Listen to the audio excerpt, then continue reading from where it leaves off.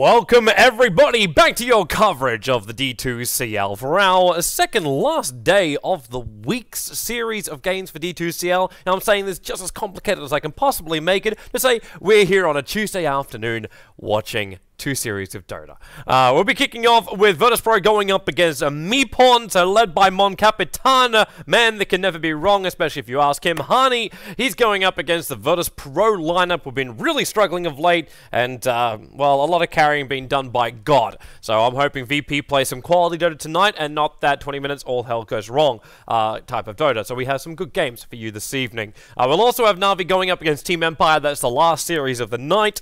And we also got something which is a little bit of a surprise for people. It was a surprise for me when he answered back saying, yeah, I'm free to cast. Because I haven't cast with this man for a long time. He disappeared off the face of the earth to probably do real world things. But Clairvoyance, welcome to the broadcast, man. It's great to have you back in the studio. It's great to be here. On the airwaves. Yeah, I mean, as always, it's good to be here, and I've always been keeping my eye open for that. I personally just couldn't find the time, but, you know, I'm always down to cast a game or two. So, as you've been mentioning, you know, Virtus.pro, G's been doing a lot of work in recent matches, and I've been following up with their games as well. But recently, with regards to CIS matches, there's been so much pausing that it was, like, very disruptive to try and fully enjoy the games. So, it's unfortunate, but let's hope it doesn't happen here. Well, so far today, man, I haven't had a long duration pause. 5 seconds remaining. I say that now, and we're all completely screwed. But I've cast 4 games from Southeast Asia already for the MLG Pro League. And it's been some really quality games. That's why I'm hoping that tonight, like, we just keep the level up here. And Hani seems to be drafting very much like, I almost want to say puppy style. Where he just looks at the heroes and says, mechanically, I love the way these heroes work. Sniper, everyone wants him in the first 2 these days.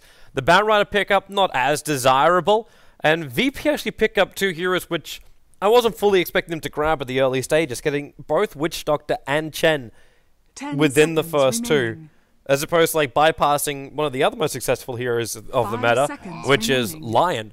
Or someone that can help deal with the Batrider. I think, I'm not sure if Lion's really underrated in the CIS scene, but I've been noticing that the Russians don't really go for it first. And VP, NIP, those teams, they kind of have like similarities in their drafting style. Although NIP likes like their disruptor a little bit more than everybody else, kind of thing. As for Meepwn'd, as you said, yeah, Honey's just unloading the guns and picking up every hero he can, not even going 2 seconds into the reserve time, only 1, and picking up the 2 heroes that you would most expect, as you said, in the meta. But you know, when you pick up 2 cores in your first 2. You do kind of give away your cards regards to how the lane goes. And VP, for me, their lineup might not have as many imbalanced heroes or desirable heroes in the first picks as people deem to be in the current meta. They have a better strategy around Luna so far. Matt, this Luna pickup, for everyone who's been following me, for all those hardcore fans out there that follow me no matter what stream I'm on, wherever the hell I'm talking, I was always asking for the Luna. Today when I was casting with Basekeep, in fact, it's like, this would be a perfect Luna game. Gives you so much power on the safe lane. Your team fight's actually superb with her. But more importantly, it gives you that ability to force down towers very early on. And up against lineups like who are a little bit more farm-oriented. Like, they're up against a Spectre early today. Hence, it's like, oh, you got a Luna and you got a Chen. Or you should have a Luna and you've already got the Chen. Pick it up, try and force the issue, and force an earlier reaction out from the support. So you can't just let them get into their groove and play. So I love most about a hero like a Luna. Not to mention her mini-stun gives you a little bit of an opportunity as well when you're looking towards that offlane for your supports, just to get in range for like a stun or some kind of follow-up. Either way, yeah, I really, really love a Luna. I love the fact that teams will push with the Luna. If I see her sit back and farm with the Luna, I'll be very, very sad. And to actually go to something you were saying too, man, with the Sniper being picked up in the first 2, this is something I talked to Arise about, and Cap and I also had a bit of a debate about this during the live stream too. And we put it down to the fact that Sniper is just so good in the laning phase that you just don't care. Shrapnel is so powerful in the laning phase that it doesn't matter if you pick them up in the first 2 and show your cards, because you know no one's really going to win the lane up against you unless you do something wrong. Yeah, I'll agree to an extent. I do think the hero's ability to kite and stay alive is a little bit overrated. I mean, don't get me wrong, it's definitely one of the best in the game. But it's not a hero that is impossible to jump on and just blow up, because he is a relatively squishy target depending on the positioning. And Yeah, in some situations it's abusable, especially I mean they are on the Radiant side, so the sniper is even harder to gank as opposed to where the Dire side you can come from multiple different angles with a better approach from the hill. But they do have a Chen, which is a fantastic jungler that can always show up in any of three of the opponent's lanes and just take you by surprise and possibly take your tower. And yeah, like if the mid lane doesn't go well for this sniper, and I'm assuming it's a mid lane sniper as the Lina does get picked up, so it could be a safe lane sniper. But you know, it is a hero that's susceptible to ganks, and when that does come by, you know, it doesn't really catch up that well. So that's a possibility.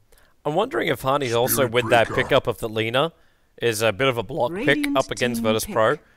Because the only way I've seen someone win a lane up against Sniper directly is either through fantastic rotations, which comes with heroes like Earthshaker and such, or it's been through very aggressive magical spam up against the Sniper. So with heroes like Shadow Fiend, for example, if you can connect on 2 or 3 raises very early on, you can push the Sniper far enough away from the lane that you can just... You can control the CS.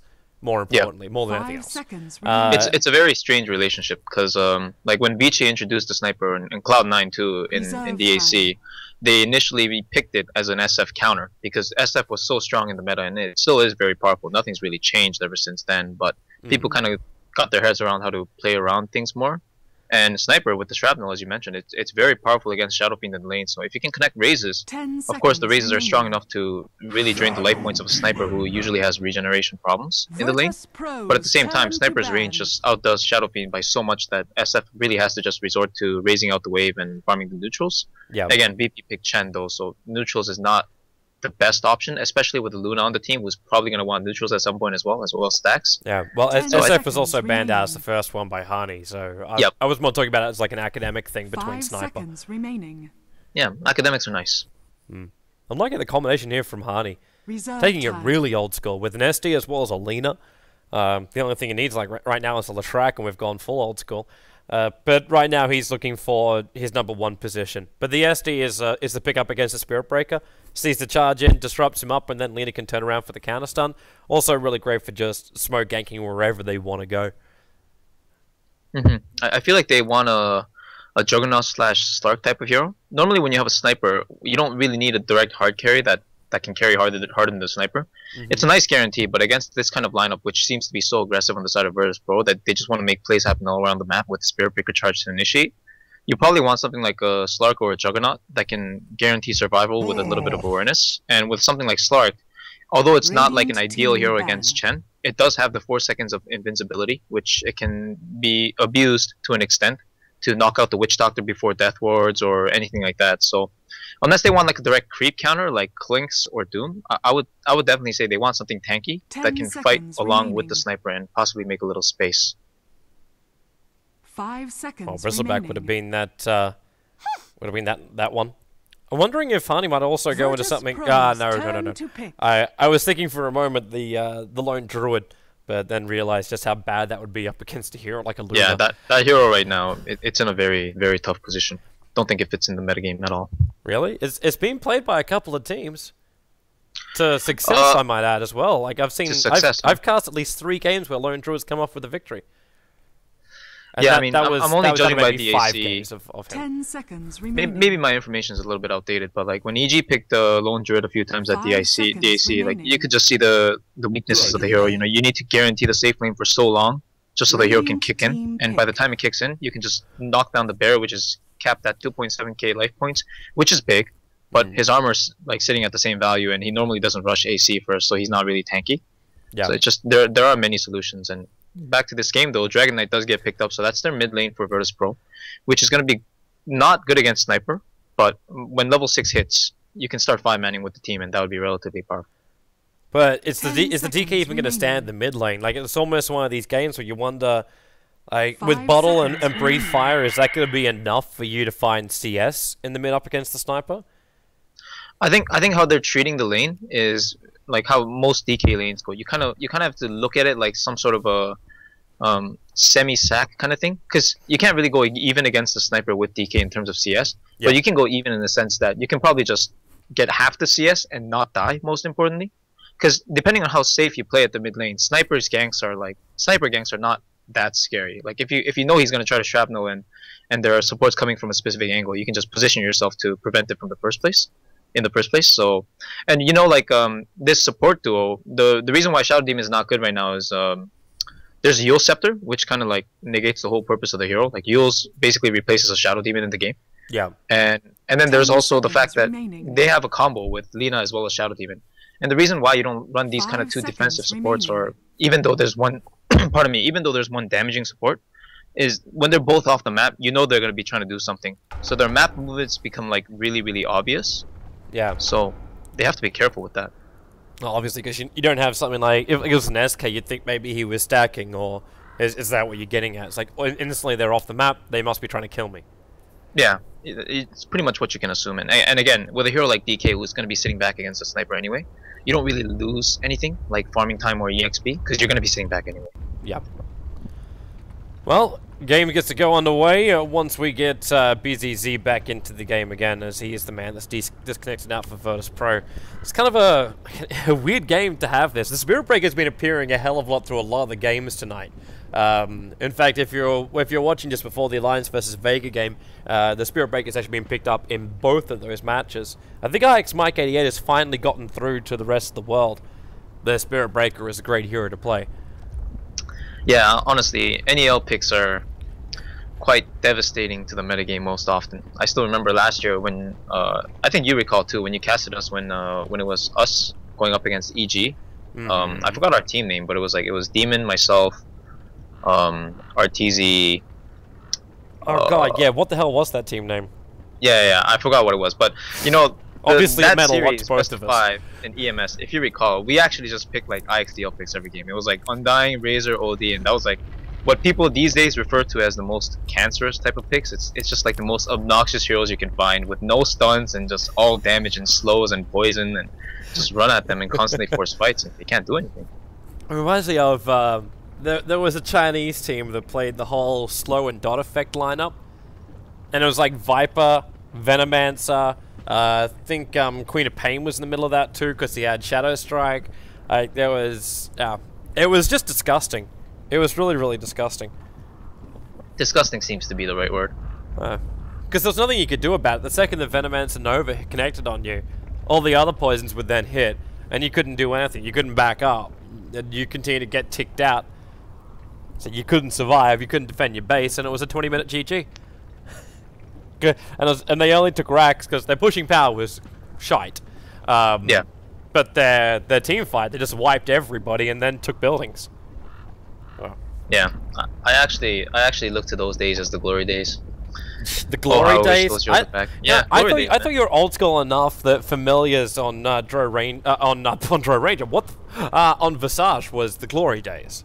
Back when you could push. Sorry, with remnants, not familiars. No, the Dota 1 days are no longer the glory days. There's been way too many patches to call those the glory days. You'll have to look a few years down the road and say that these are the glory days right now, when everybody's picking cores and Anti-Mage is able to win games and stuff like that. Snipers are sitting. So you're saying TI2 was the glory day? When Morphling and Anti-Mage ruled the race. Barring Lycan, I would say yeah. Yeah, barring Lycan. Because Lycan, you look like, as more patches come out, you know, you look back to the history of Dota, like some of the things that came out, you know, and the most recent biggest change was like the implementation of the new bounty and new gold changes to like the losing team for comeback mechanics. And then before that, there was like the Centaur release and matchmaking, which we won't talk about. You know, the only hero to ever achieve like 70% win rate in Dota 2. But like in general, what was allowed and competitive back in the day, like you think about this Lycan hero, for example, in his unneutered form, and oh boy, like just thinking that people weren't first picking him as soon as he was released, you just wonder how much people really understand about this game. Well, I like to sit there on the fence and say I don't know anything. That way you don't expect anything. Yeah, well, who really does, right? Let's actually run through our lane. So we have ourselves an off-lane Phoenix. Should actually have quite a decent game this time around, because it's up against both the Witch Doctor as well as the Spirit Breaker, who shouldn't find a large amount of control. As far as the defensive lane on the top, it will be BZZ's Luna. In towards the mid matchup, you've got God taking up the Dragon Knight role up against. Wait, they're actually switching their lanes up. So they're pushing Exist as the Batrider in the middle lane up against the DK, and pushing Weeha, who is the sniper player, down to the bottom lane to be babysat by Crit as well as Hani. They'll be going up against Seedoy as the Spirit Breaker, who's on the off lane.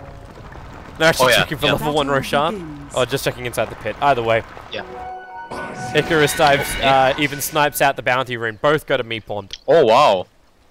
That was a nice move. Yeah. Remember, he can do that with this time around. Last time I saw a Phoenix attempt that, he got stunned and killed.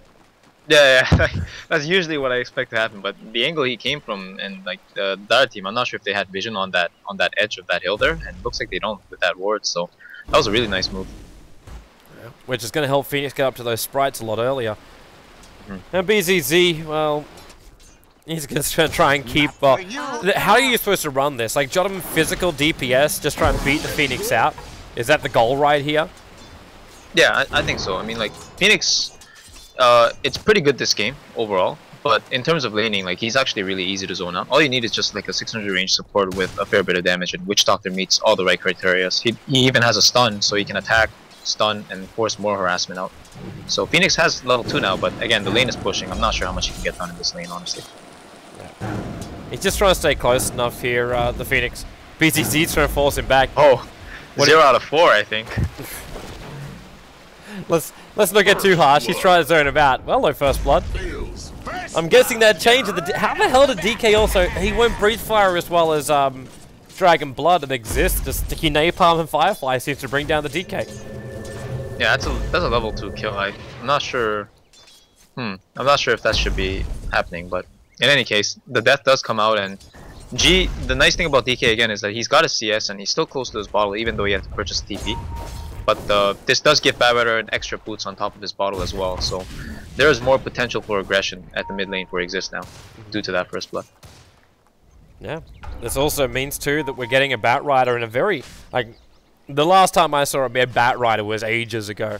But in this case, you're going to have a Batrider being able to get some really, really quick farm. Again, both runes again go to Meepwn'd. But you're able to get some quick farm, but also quick levels. So this level 6 of the Batrider is going to arrive very, very quickly. Kind of forgotten those old days of, like, I don't know, every time I cast with you, we have a trip down memory lane. But you remember the old days of Batriders running mid, and you got like these 4 to 5 minute blink daggers coming out from them if things went really, really well. And if Exist is able to get another kill over on God, then things can go the same way. Yeah, he's doing a really good job in this lane. The other nice thing about the mid lane for Batrider now is if you don't get mud golems, you can actually start farming the woods as well, or stack for yourself. Like when you push out the lane like this, and then you have another Firefly up, depending on that top lane or bottom lane.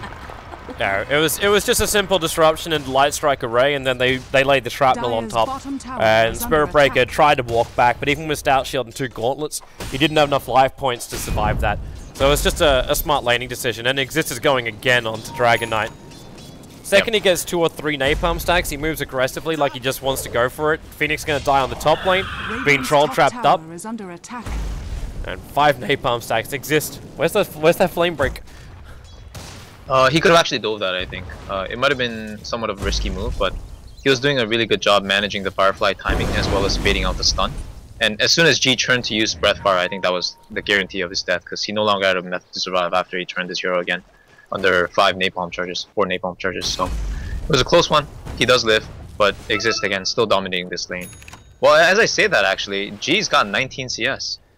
He's doing really well considering things. He's managed to find a hell of a lot. In fact, if you look at the levels too, technically God's in front, and the creep waves are 100% even here. This is with bounty runes being taken by Exist. So yeah, I'm surprised God's managed to hold the line. It's not as though he's flash farming or anything, it's just he's just stayed close enough, he's got enough CS. Even saying hello to Exist as he comes back into the lane. You should also check out inside the Dire Jungle, there's a lot of stacks that's being prepped up here. Chen's already farmed up one of them, but there's almost just like a quad stack in the most southern camp of the Dire Jungle. Oh, you're right, yeah. I wonder who they're gonna invest that to. Maybe share it between the Luna and the DK? Maybe Chen gets it with a tornado creep, I don't know. I think I'd be okay with Chen taking it at this point, but he obviously doesn't have a tornado creep. I think they're gonna smoke. The primary reason I'm fine with that one is because like you can also get the levels over to the Witch Doctor, and it can give you a very early mech. And if VP are planning on 5 manning, they're gonna need that mech at a very early time over on ready to go for VP. And yeah, they're smoking up, looking for mid. Yeah, the timing was good, but again, Exist was just gonna clear the creep wave with Firefly, and this is one of the difficulties dealing with a Bad Rider. If you want to gank the hero, you have to be really keen on his Firefly timings, because he can just escape or resort back to the jungle, and this is just one of those situations. This smoke is actually going to be all for naught. They're not even going top with this because they waited around too long. They're actually and losing Bad Rider out already too. denied vision. Look down at the bottom lane. The tier 1 tower is now taking out. Weehub misses the last hit, and they instantly smoke. They instantly smoke on Crit and Hani. So this might get interesting. Yeah, because they're going to try and come in and kill God. Yeah. The Dire Observer is watching for him, but they're not going to see him. And now God's Dragon form, looking for the Dragon Tail exists. Now they get pretty deep underneath the tier 1 tower, and now in comes Hani. Courier's also going to make the trip. The Light Strike Array is going to miss, but Jotum takes a hell of a lot of damage. The charge is coming onto Exist, but I don't think Spirit Breaker really wants to finish this one. He bumps into Crit, and then they can change the target. Aggressive disruption. Just trying to bail out of that one. And, yeah. Well, Meepwn'd should be happy. They keep their Bat Rider alive, and that was a lot of heroes. 4 of them committed from VP to kill off eventually just Nesty. Yeah, it's a rough situation because with those supports, even though they rotate in for a really nice flank, well, the TP to the fight. timing is good. They're TPing to fight. The Slave goes to try and clean down the creep wave a little bit, but the Shrapnel. Coat number 1, in comes the Phoenix. Only level 3, but the Sprite's being spammed out. And Hani looking for another Light Strike Array. He's going to get one. It's over on Jotum. Voodoo Restoration helped the rest of VP get back out, but won't save Witch Doctor's life. And at least God gets lucky with the Regeneration Rune in bottom river. And now it's Meepwn'd to commit heavily, with all 5 heroes coming to mid. Yeah, and I don't think they're going to get this follow-up mid tower, but they're definitely going to be able to apply a little bit of pressure on it now that DK's ultimate is down. But again, this Luna is still free farming in the safe lane, and she didn't opt for a Midas. She went for a standard Treads build, and I'm assuming some sort of a life leech or whatever is next, so she can sustain inside the woods. But I would say both teams are executing the strategy they had in mind quite well. Meepwn'd gets slightly ahead, not just in kills, but how they're walking around the map and how they have taken out the safe lane tower already, so they can scout out the Spirit Breaker more. But yeah, nice ward denied by G there at the mid lane, and everything's going a-okay for both teams, I think. Where did he have vision for that?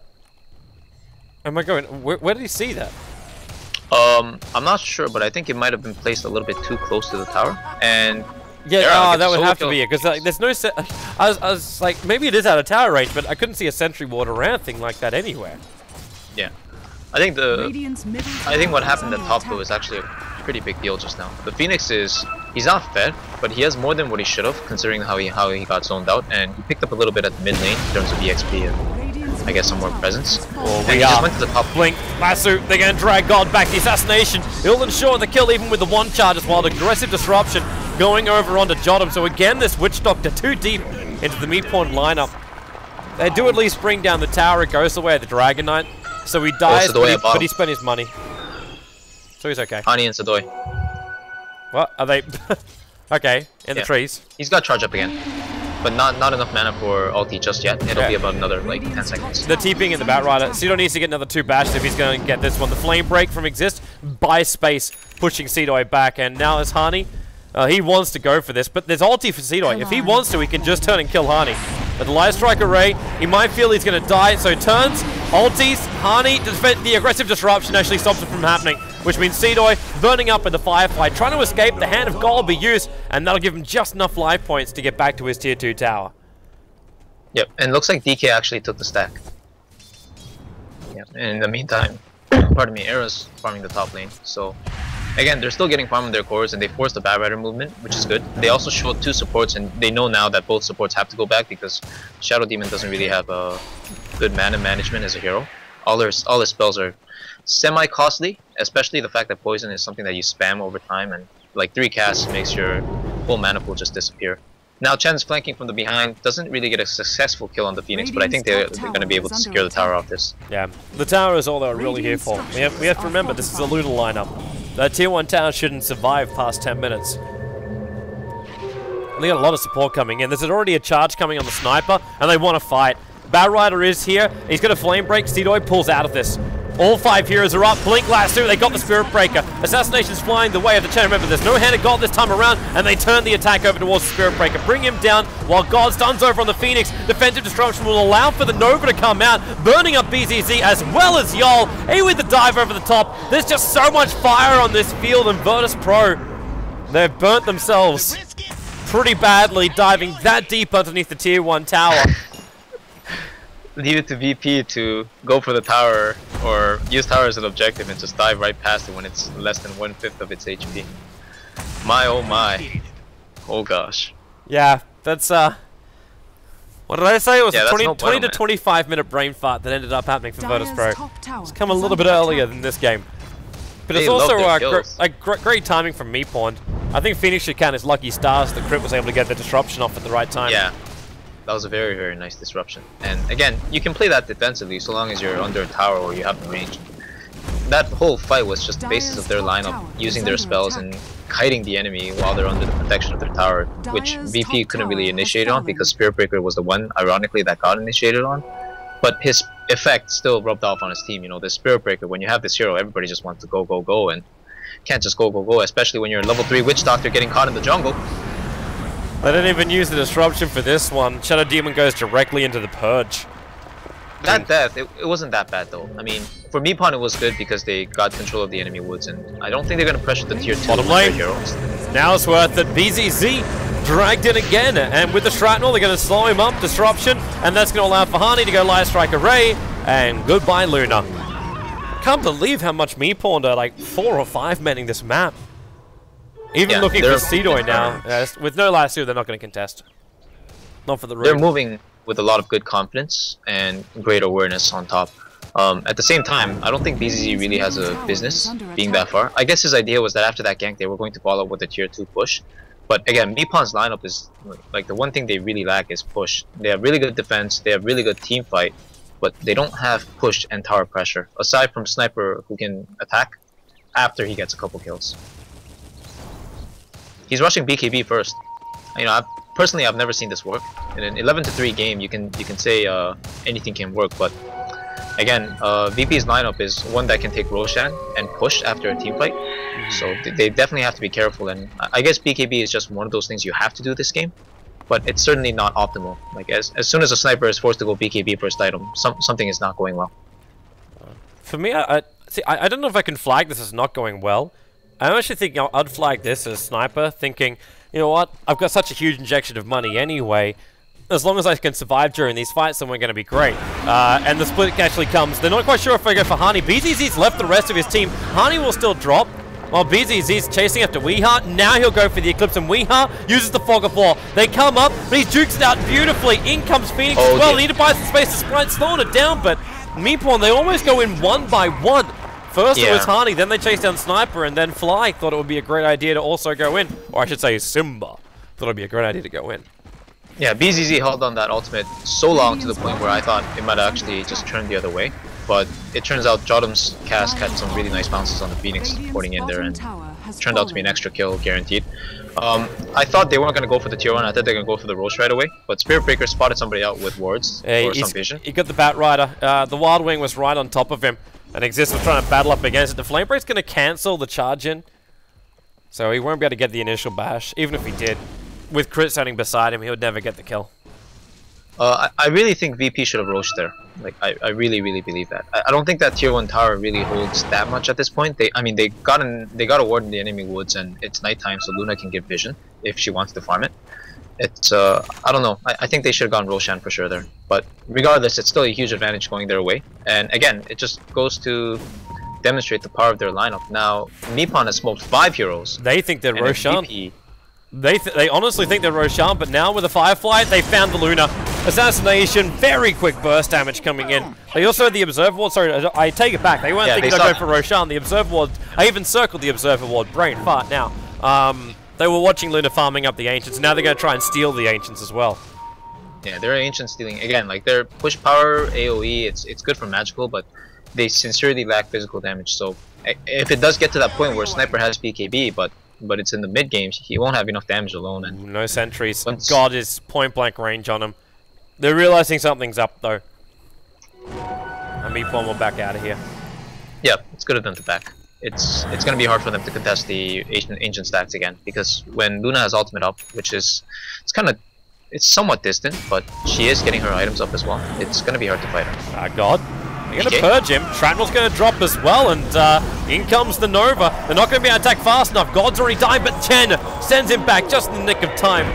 Ken, though, this Witch Doctor, he keeps having to sacrifice his life. Or either that or he just keeps getting caught too close to the front lines of Meepwn'd. It's just not Jotham's evening. And BZZ exists, lasts in 4 seconds. But Firefly's now run out. So we're stuck in the tree line. In comes your charge, SD. He has to disrupt it. They see him coming in, or they just flame break it with a blink away from exist. This is why I don't fully understand why the SB is getting so popular. Because unless you use Fog of War, your charge should never be successful. That was my notion too when I started playing against it and playing with it. But the hero is actually so deceptively tanky that it's okay. Like, your charge doesn't necessarily have to connect. Of course, if it doesn't connect, you probably lose all forms of aggression and fight for the initiation aspects. But a lot of times he just grabs a lot of vision and has a lot of presence on the map, and you know, depending on the lineup that you have, it's good enough. Especially for this lineup, you know, he doesn't really need damage because he has the Luna aura, and he just needs to give vision for the Luna, who already has an advantage. The assassination's going to BZZ. They're trying to fight. Cedo just charges over, looking for critical. Ice Striker race in the wrong position. I think that was Fly attempting to steal the Aegis to the Immortal, or at least the last hit. The Eclipse will come up from Luna, but the BKB's protecting Weehar, and he just sits waiting for them to respawn again. Cedo is going to get taken down. God's the one that's respawned, and well, there's not much more he can do. The paralyzing cask is buying a little bit more space for him to attack, and maybe that is enough for him to do. They're hungry. They just turn on. They want this DK down. They've got him. They lost the sniper. Jotham just turns on the ultimate. He may as well do it. He picks up a kill over on Fly. The VP still lose 6 for 2 in that engagement, because obviously with the Aegis Immortal blowing as well. It's an extra one. Toby, I love VP. You know, like they're a good team. BZZ, you know, he's got a nice set. You know, G is actually like a fantastic player when he's got his game on, but this team, you know, for the longest time, I'm pretty sure they're like the throw heaviest team I've ever seen in Dota. Like, the level of throw that they do it's like you can't really measure it. You know, they're actually able to throw any game, any advantage they have, and honestly, it just seems like they just throw every single opportunity they get. Like, playing Roshan against Phoenix, Sniper that shrapnels the whole team, and Batrider, it's like it's suicidal.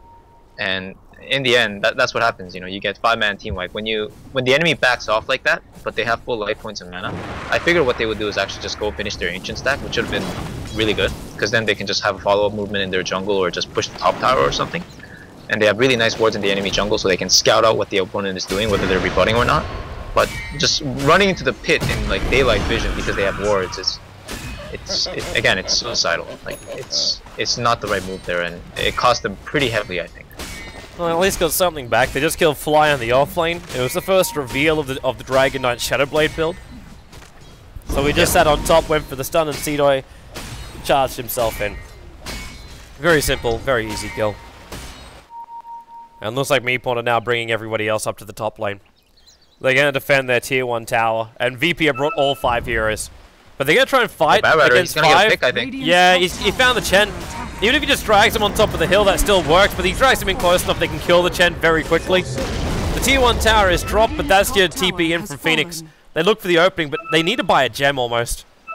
Yeah. Going up against the Shadowblade. Again, Jotham. Oh, Jotham. He might be dead. Yeah, with the jump up by Fly, he's got the sprites.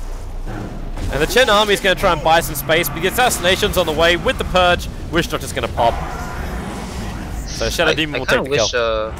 I kind of wish as soon as the Phoenix dove, he tried to TP, because that's when Batrider decided to walk away, and Phoenix was like, no, go, and Batrider already blinked forward. So I feel like if he TP'd, he might have gotten out, but nevertheless, again, another noble sacrifice.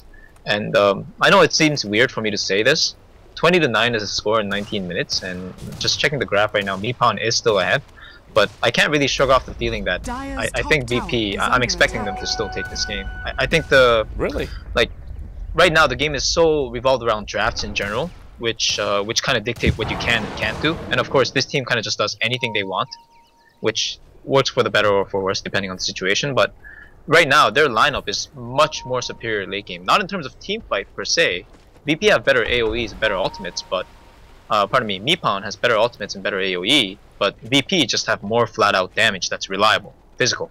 See, I would sit on the other side saying the sniper's going to be the one that makes up for that, because Weehar is still sitting at the highest net worth. This guy's got 8 to 11 as far as the kill count goes with a BKB and a Mask of Madness. So I don't see, maybe in the late game, yeah, I'd agree with you. But for now, and for the next 10 minutes, I think Weehar still controls majority of the damage on the map. Yeah. Well, this is how my bias regards to draft works. Again, Meepwn'd's lineup is not bad in any way, but their lineup has to vastly outplay VP in order for them to win. And for me, relying on that kind of outplay and zero margin of error kind of thing is very difficult in Dota, because people make mistakes. It's just natural. And I think right now they're poised to pick up the DK, which is a really nice move. But I'm not sure if they can even follow up on the tower.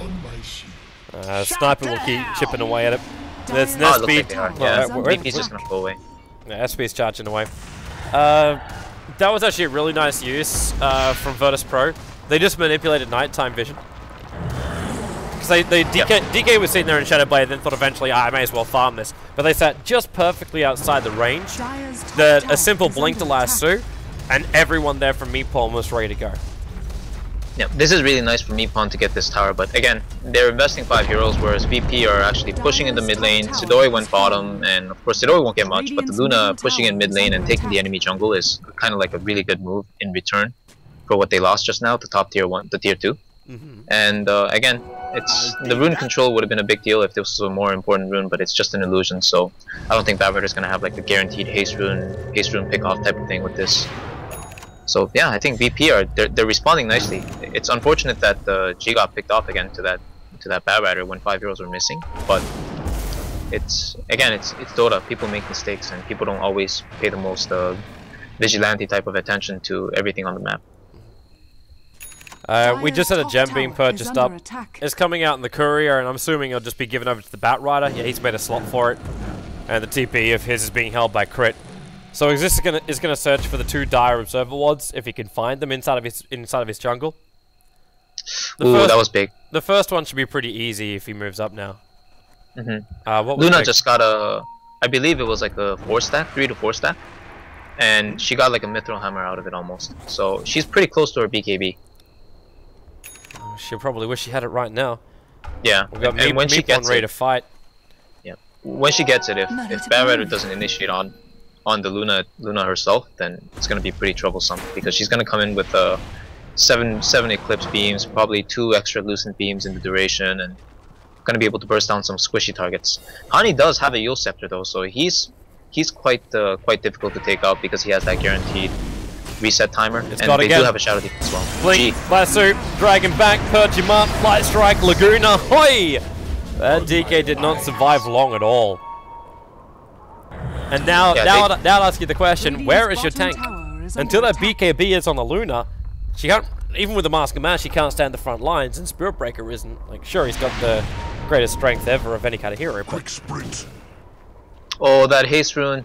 It's been sitting there for over a minute now, ever since VP were farming the ancient stack, and man, if that Batrider gets that haste rune, this is gonna be a problem. You saw it.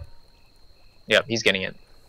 He's checking for the wards first, but there's no reason for him to turn it down.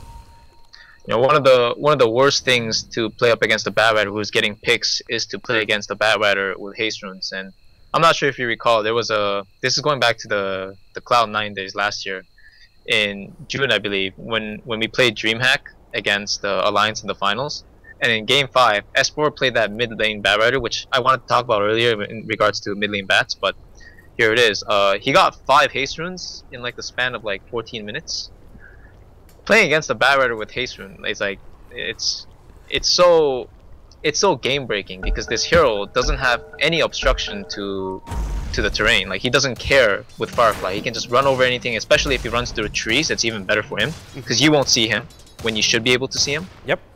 And it's just so disruptive in the fights. Not to mention Firefly does like ridiculous damage to supports, and the more coverage you have with Firefly, the more devastating the team fight becomes with sticky napalm. It's just very, very difficult to deal with unless you have a direct Batrider counter in like a Vengeful Spirit or Abaddon or something like that. Meepwn'd are feeling a little bit a little bit scared in the middle lane. They've decided to back themselves up.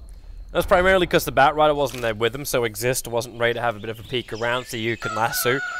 But at the same time, this damage is starting to increase for Weeha. And they're going to give him more space up on this top lane too. Now that he's got the Maelstrom, this pushing power from the Sniper just becomes ridiculous. With both Mask of Madness and Maelstrom, he just mobs up, like that was basically a double creep wave on top. And it only took him 2-3 seconds. Yeah, they're smoked up. 4-man smoke. Hani just drew the line. I'm not sure if they got another smoke on them. It looks like they're bringing one in. Yeah, looks like they want to smoke. No, they didn't bring a smoke in.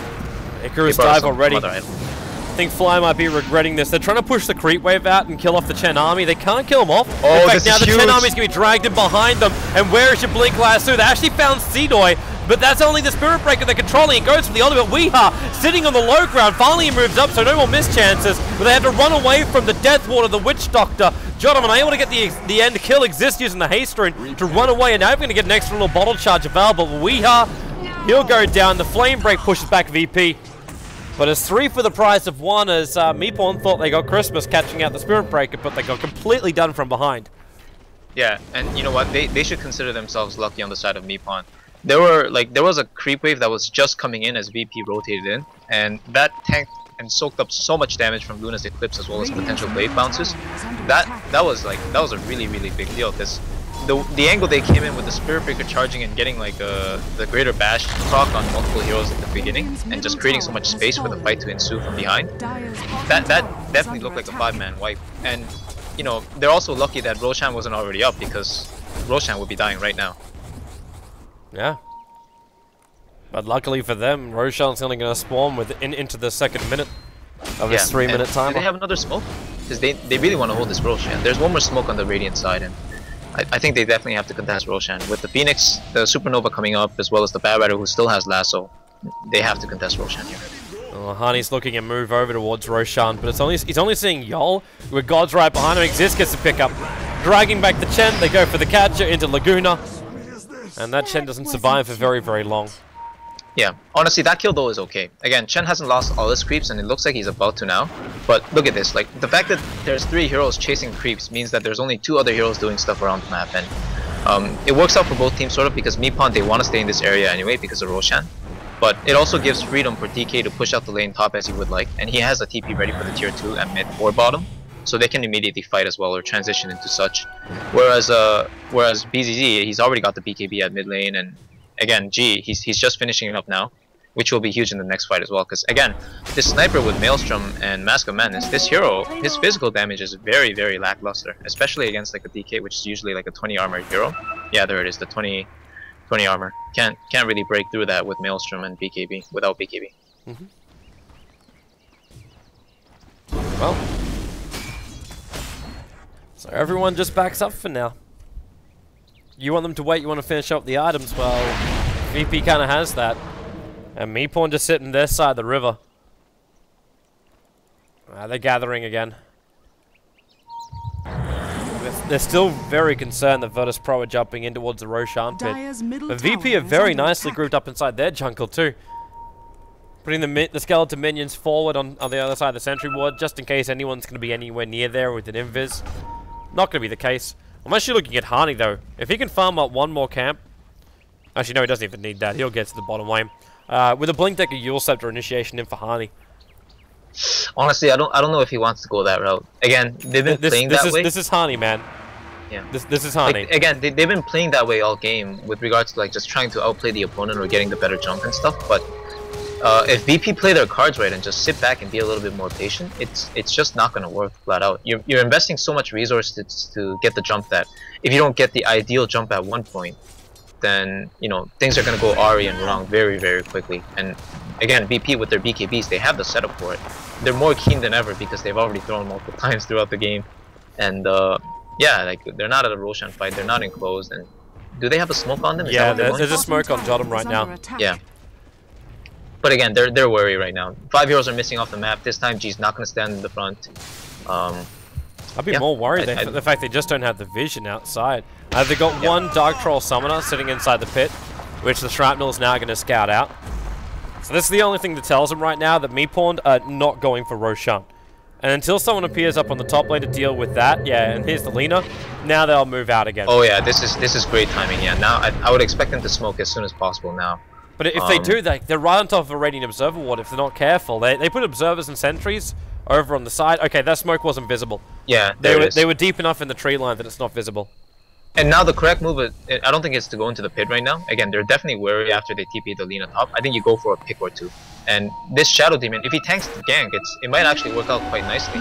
Charge is coming in an ST, defensive disruption, not going to happen. But the Battle Rider tries to get a flame break for some space. But they're diving in here, Meepwn'd and over on the high ground. But Battle Rider, they have started to attack into him, and Weeha has to back up again. That Death Ward doing some work, but Hani doing even bigger work at the back end with the follow-up stuns.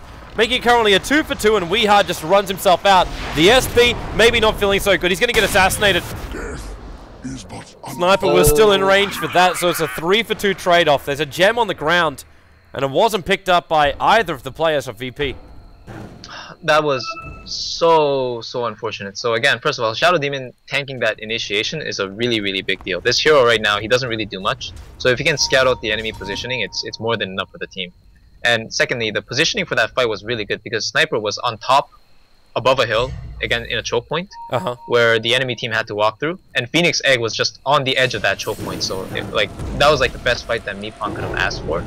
The only problem is VP, the Luna as well as the DK, they actually stood under the ramp, and so while they had uphill vision on the Phoenix that was doing damage on them with the egg, they missed at least 2 attacks on the egg, which should have killed the egg and changed the outcome of that fight. So that was way too close, and that was really unfortunate. The fact that those misses came in and they couldn't finish the supernova off before it procced, it was very unfortunate.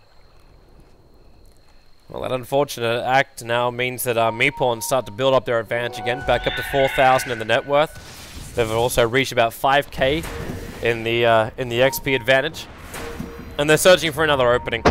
Exist is now going into Firefly. He just wants one person. Yo's the closest one to him.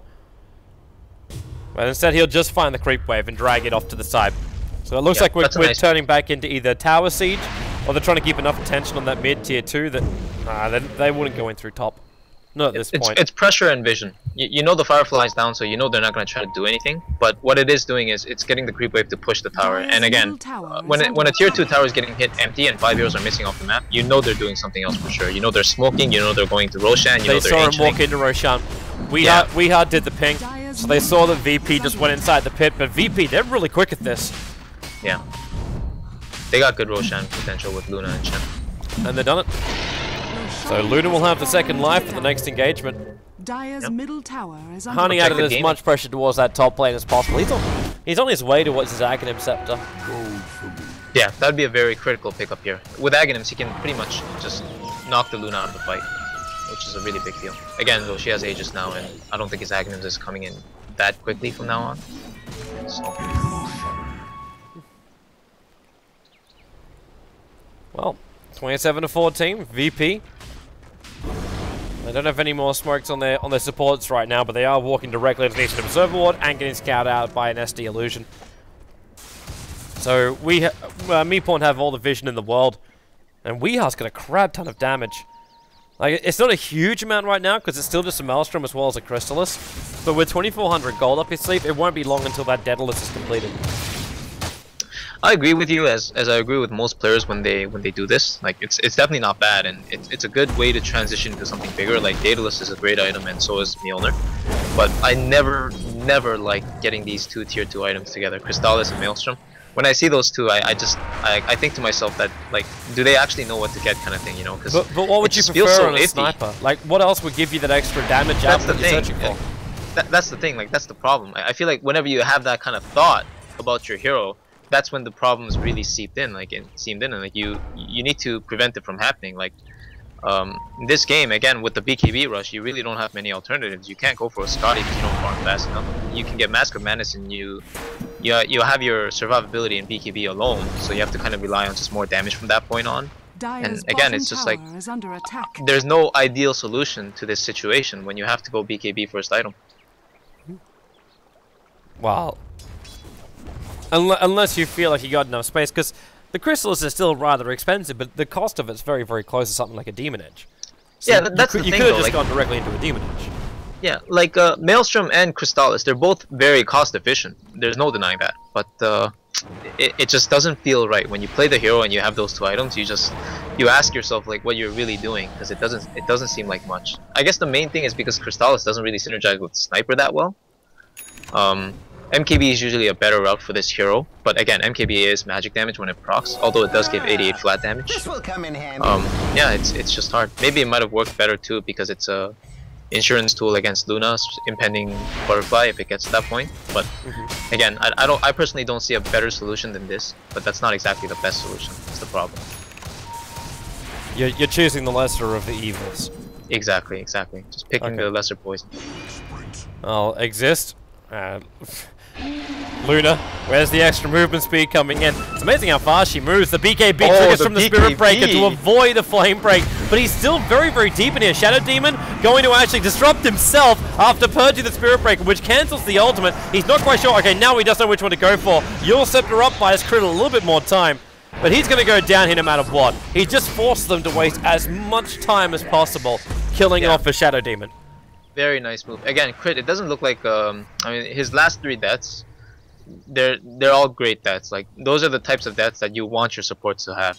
And it's weird to say it in Dota because people are just not used to the idea of dying for a greater cause. But in those situations, you know, when you can't have a perfect game because you don't exactly know what the enemy's doing, what their items are, or where they are on the map, you just have to take those risks. And again, those risks are the best ones, the ones that can save your teammates from potential disaster. So he's actually playing really well. Even his stat line isn't bad, you know, 3-3-17 for support.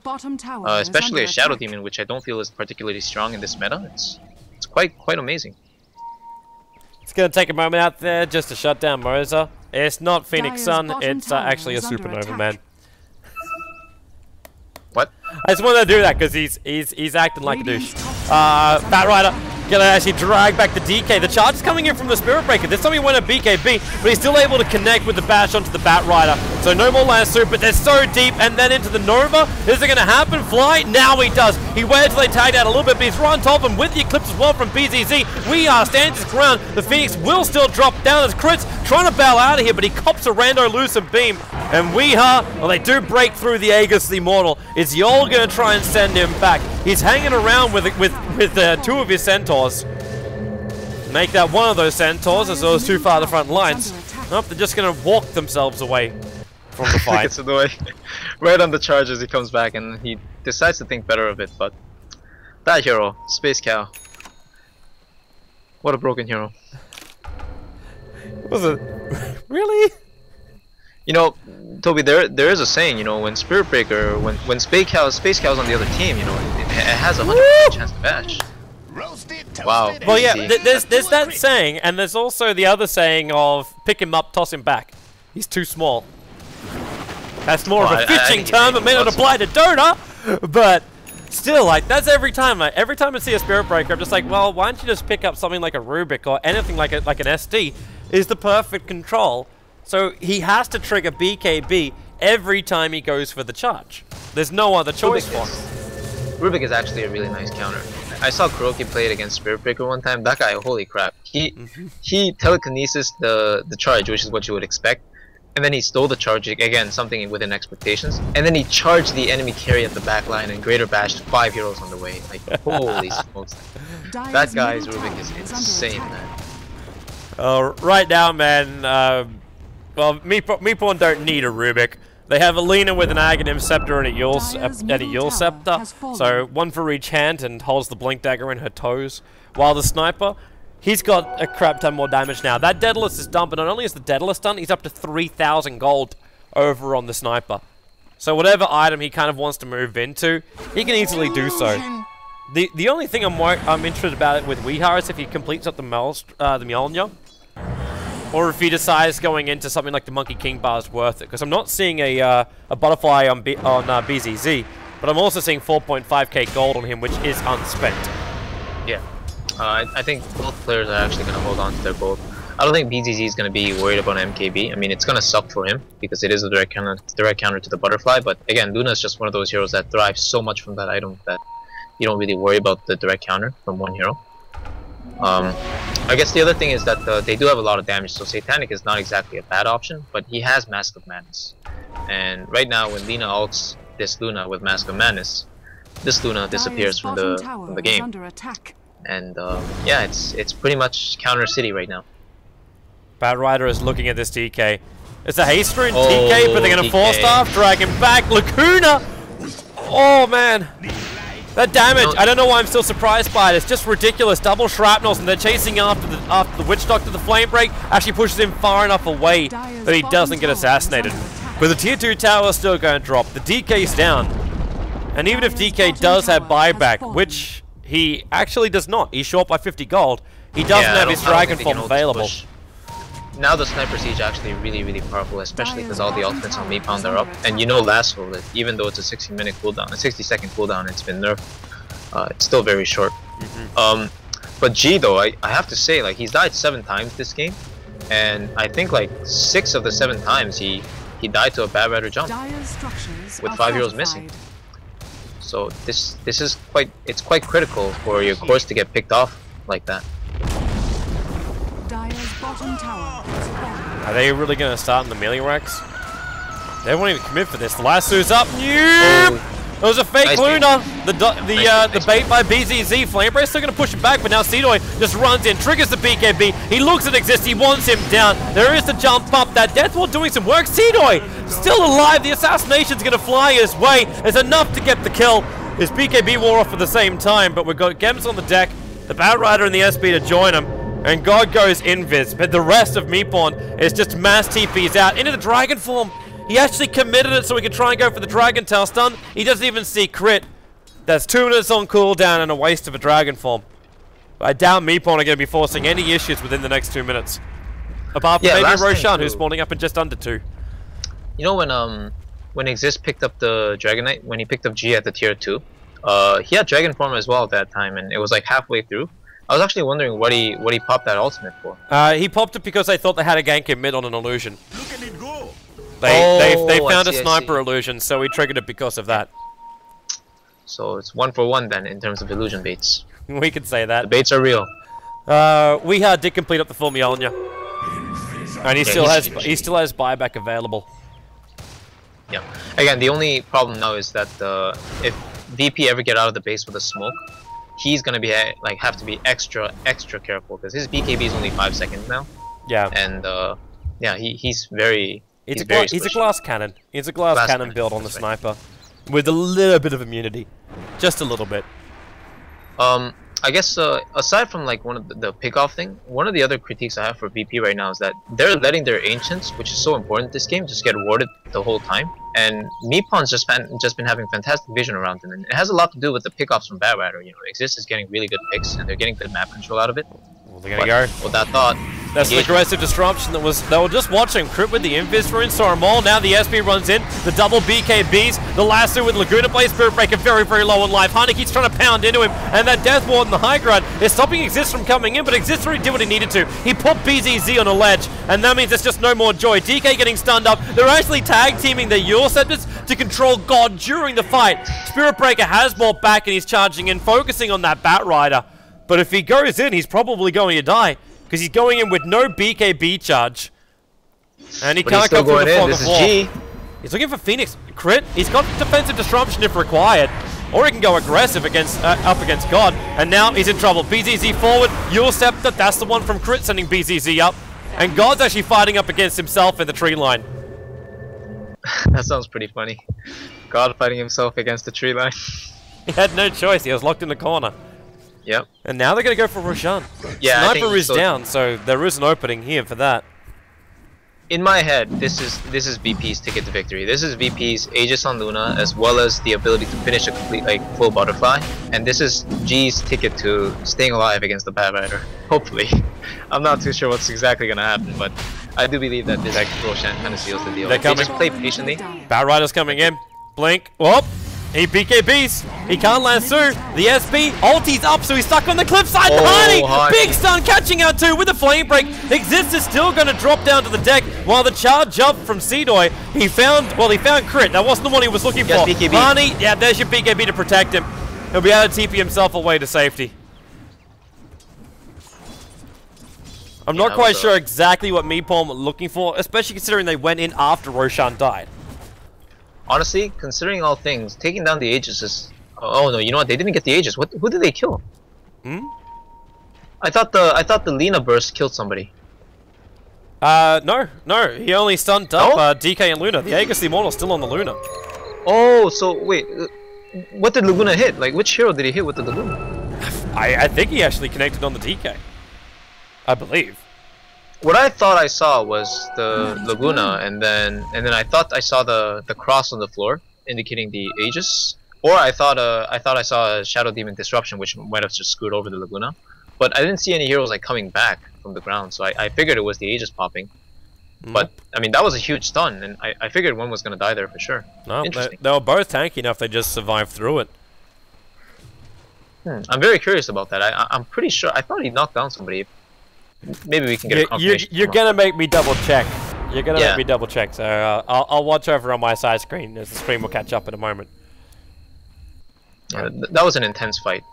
Again, they did go after the Aegis had been surfaced on the floor from the Roche, but it was a decent engagement because the VP lineup, they weren't ready for the Bad Rider Firefly. But Yo landed a really nice net, and it might have actually cancelled the lasso animation. So that was quite jolly. Looks like VP are gonna group up as 5 to take out the tier 2 tower. When you feel ahead, try and get further ahead. But at the same time, Meepwn'd are preparing themselves to try and fight this one too. But only from the high ground. I think they can only fight from their tier 3 tower at this point. They do fortify to protect their tier 2, keeping BZZ back. We are so far forward. He gets the denial off. And now he comes to charge over on Weeha. And the stun negated by the BKB. Blink forward, needs that lasso over on BZZ, but they can't get it. The Eclipse turns on for BZZ. Let the glaive start bouncing around. They're going to pick up 2 heroes. The buyback comes from the sniper with the assassination, dropping BZZ low, but he's still got the Aegis, the Immortal. In fact, it's a triple buyback coming out here from Meepwn'd. They have to back up. The glaives don't even bounce through the buildings. Harney's going to drop. Triple kill comes in for God. The Nova might come down, and VP backs up a little bit. Sido, you were in very deep. The Purge will stop him from escaping easily as they dive forward, dive back. Looking for a little bit more Shiva's slow. The assassination coming on the DK, and they do bring him down. And the lasso, it was still never used because he never found the target exists. So they bring down the Luna as well. Bottom racks may be forfeit here for Meepwn'd. The Virtus.pro lose 4 heroes, all of their cores. But it's still a hefty cost. That was 3 buybacks coming out from Meepwn'd. And because of that, I didn't actually see what happened during the initiation. Sorry. Honestly, if they all backed up as soon as Meepwn'd bought back on 3 of their heroes, Meepwn'd actually had no catch to chase down more than maybe 1 hero, and that would have been like the perfect engagement.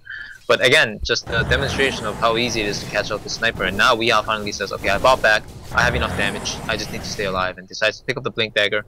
Although, even though they have disruptive defensive supports like Shadow Demon as well as the Blink Dagger now, I'm still uncertain of how well this guy can stay alive in the fight. But as I say that, you know, we're about to find out because they are pushing the VP base out of these buybacks. Yeah, they're coming in. I also realized too, like how obvious it was. Spirit Breaker bought back. So we did get a kill. It was on Spirit Breaker, but SP bought back and then charged straight back in again. Oh, I see. And that I believe is what happened. At least as far as my memory goes. Yeah, unfortunately that's not the most useful kill in that situation, but he still did get a really nice set of stuns on the 2 most important cores. So.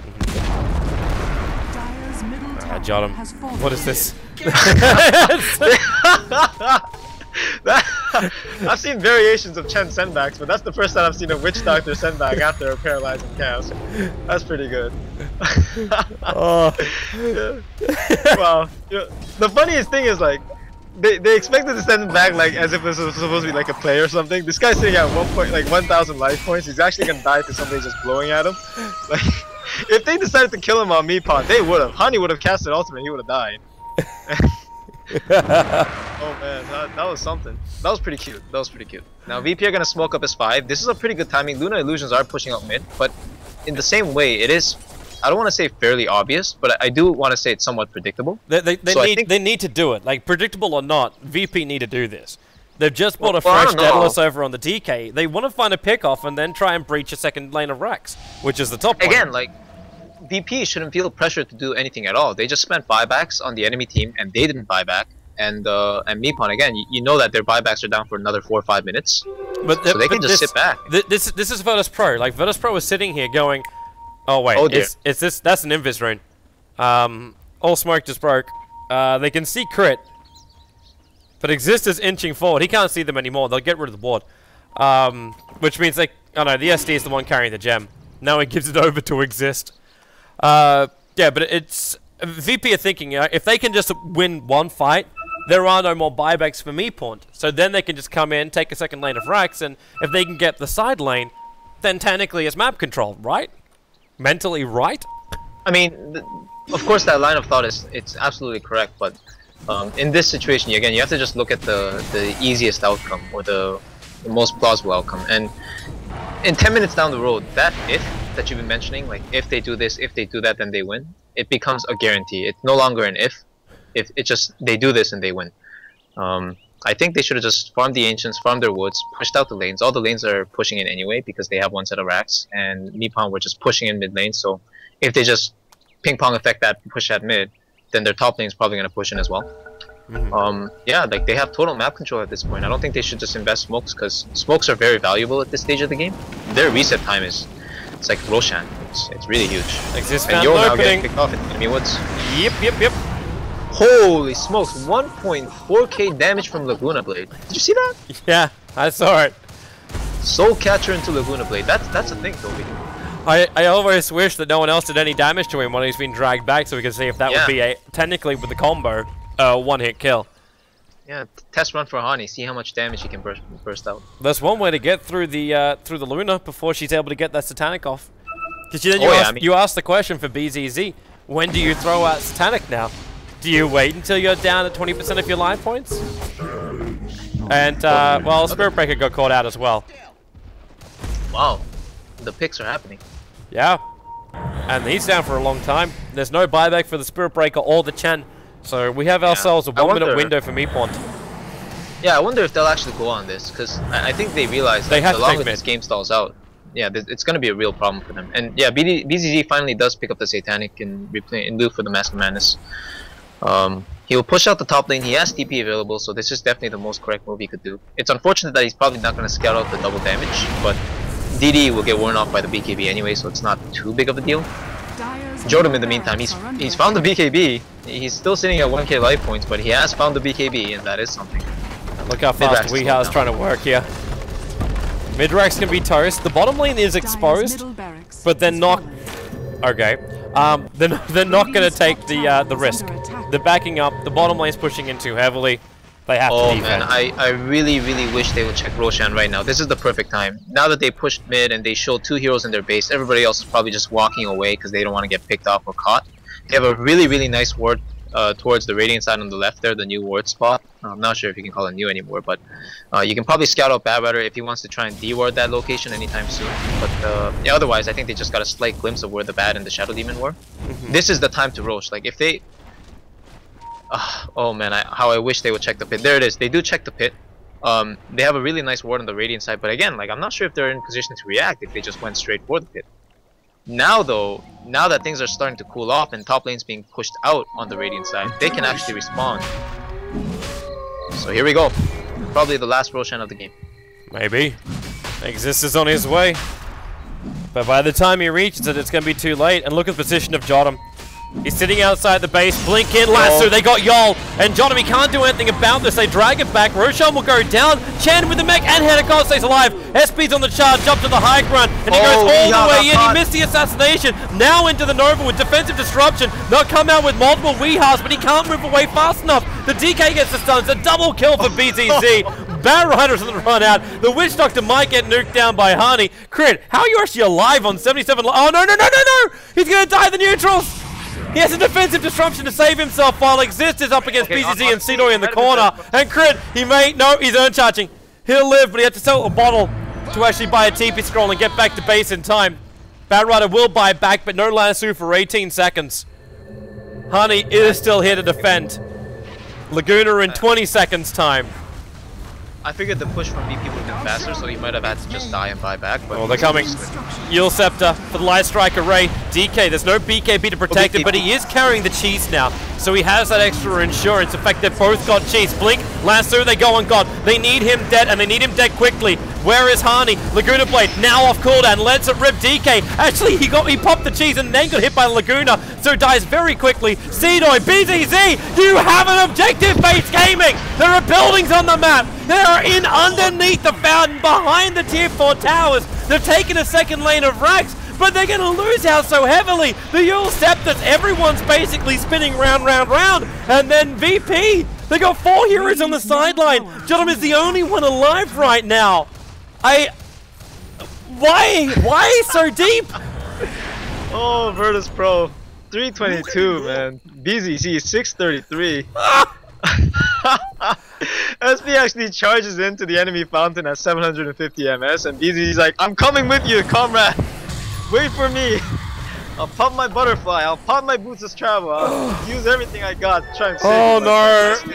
Weehan, not only did he pick up an Assault Cuirass for this push, he's now also picked up a double damage rune from the top river. This is guaranteed bottom right to potentially even top. They got buybacks on Luna and DK. But even then, your fight's ready to go. Every ulti is off cooldown here for Meepwn'd. This is the perfect time to buy back. They can just buy back, force the fight, but I'm not sure if they have catch though, that's the problem. They don't really have outer buildings. I think they can fight, man, up against the Sniper. Like, Sniper's got DD and Blink Dagger. You don't want to come into that level of damage, not when there's also like Laguna Blade that can take a DK from 80% to 10%. He's attacking tier 4 towers. I'm giving up too much for the Sniper. When your tier 4s take damage like that, okay, it looks like they're gonna back off now. But if the tier 4 died, then there was always potential to just TP in and backdoor, and you never want to have that threat against somebody that can dish out a lot of damage. And in this case, Sniper can dish out quite a bit of damage at this point. So it's a good thing that they didn't lose the tier 4s, but again, the Rax count becomes even due to that dive. This is an entertaining game of Dota, I have to say. I'm just dumbfounded. I'm just dumbfounded, but I'm liking the situation we're in now. We're 55 minutes into the game. The net worth is actually practically 20 difference. So it's 0. Actually, now it's 10 difference. But the experience is up through the roof for Meepwn'd. I don't think any of this even really matters right now. It's the buybacks, it's the ability to execute your team fight.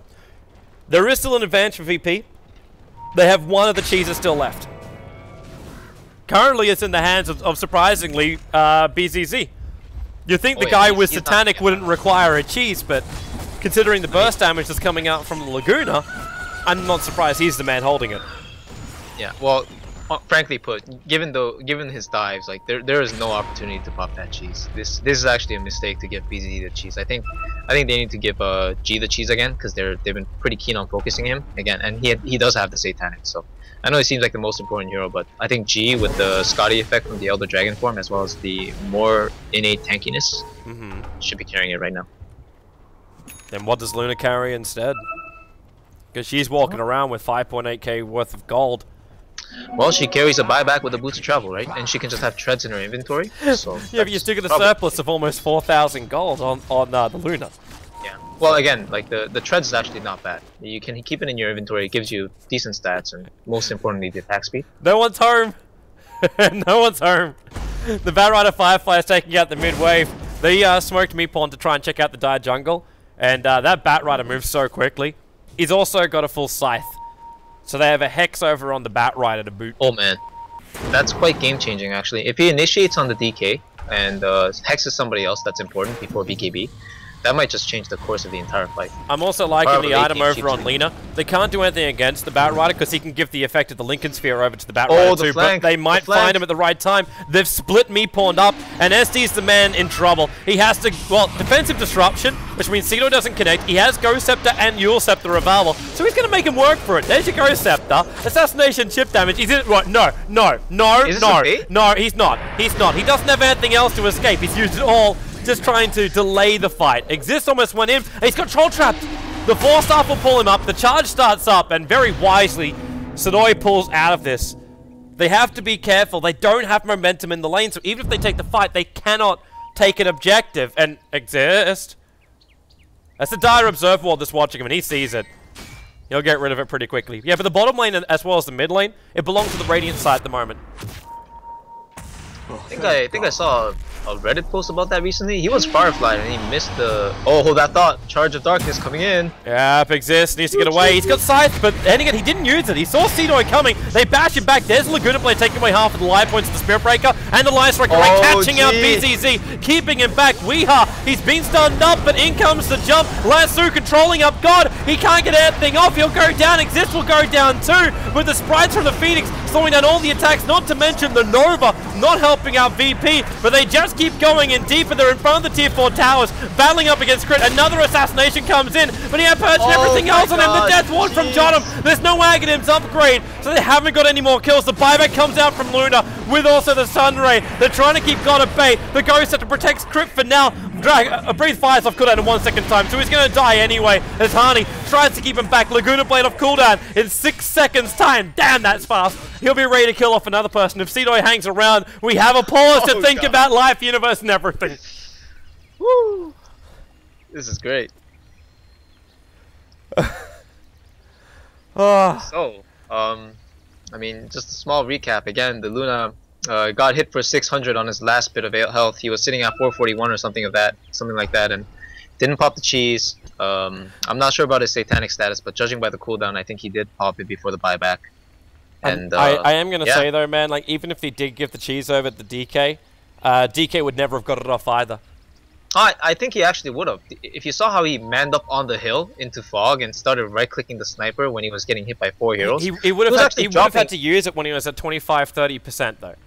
Like that's when he would have to use it, because the attack came in, like Laguna Blade, the Bat Rider lassoed him up, and he couldn't do anything after that point. So if he even slightly delayed for the cheese, it wouldn't have worked.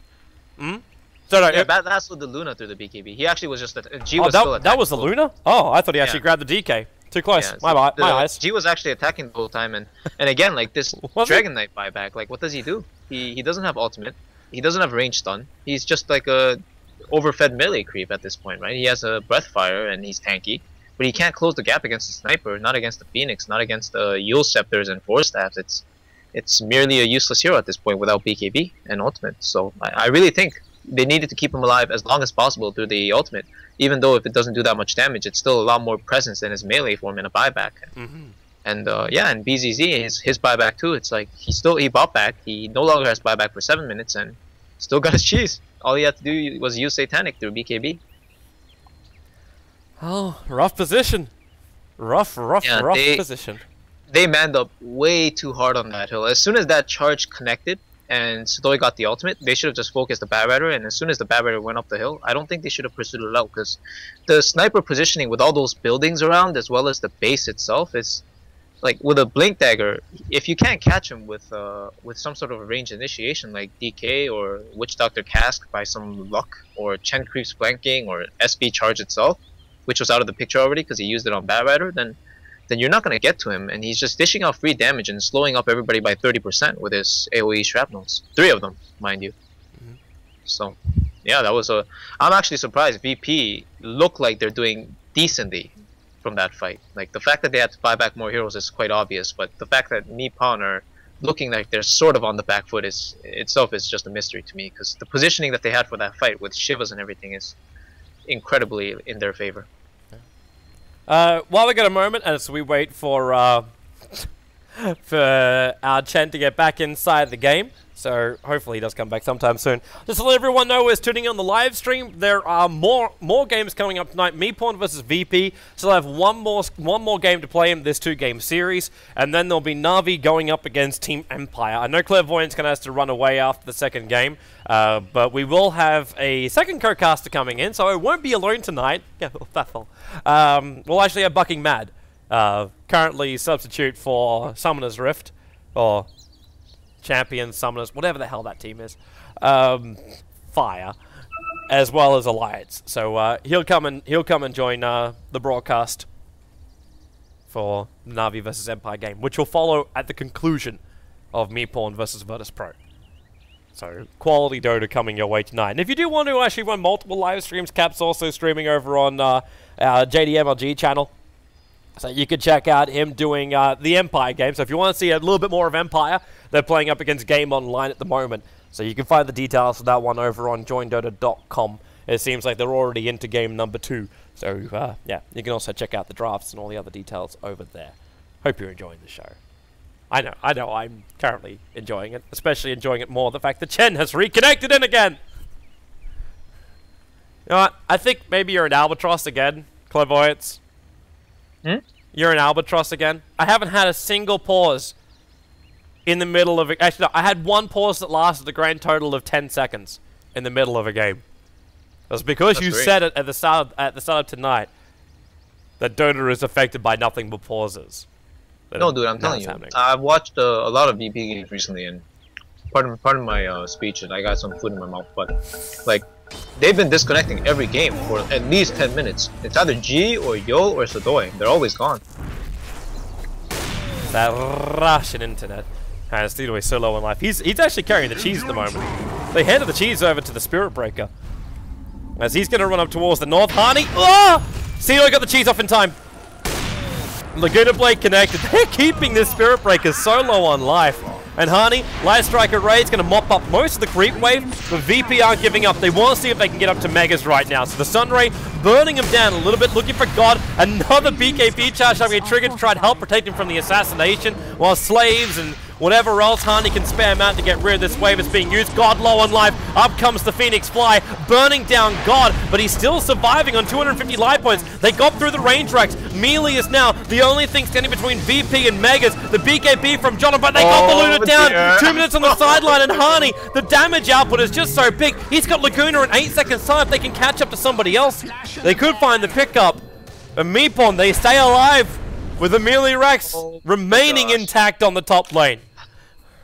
You know, if they wanted to do what they're trying to do, which is kind of all in for the third set of Raxes and sit back on Mega Creeps, they should have coordinated some sort of Spirit Breaker charge with using the Halberd, which he couldn't get off because he was getting kited, and Chen send back on the Luna, not the DK getting out of position, just the Luna going in with illusions and walking around, just hitting Raxes and getting sent back. Like, and they could just keep doing that with Boots Travel for like 2 to 3 times over the next 2 minutes. And they would eventually wear that Rax down, but now BZG is down for 70 seconds, and again, Tier 4s took a chunk of it life points earlier, so even with Glyph, this could be the end. It could be. They're coming in right now. So, in comes the battle. Poor little God's effigy gets destroyed with no Luna for 60 seconds. They get through that Tier 4 tower rather quickly with Fortification, the only thing slowing him down. It's so over. Yeah, it's so over. 2 Tier 4 towers. Y'all, where's that blink coming in from Hani? He's not coming. God's coming out though. Looking for the last 2. The Nova straight away with the last 2 on God. This is it. He's down for 2 minutes. Johnham goes for the big ultimate. And he's doing some level of damage, but some level is not enough of a level. They will drop the Fortress. And game number 1 goes the way of Meepwn'd after Virtus.pro. The balance shifted back and forward, sometimes in advantage of them, sometimes in advantage of Meepwn'd, then some people went into fountains, and some people did not. And Meepwn'd take game number 1. We're going to a short break. We'll be back in a moment. I don't think we really want to decode this game at all. But we'll be back in a moment for game number 2. We're already pretty behind schedule. So short break, and we'll be back in just a sec.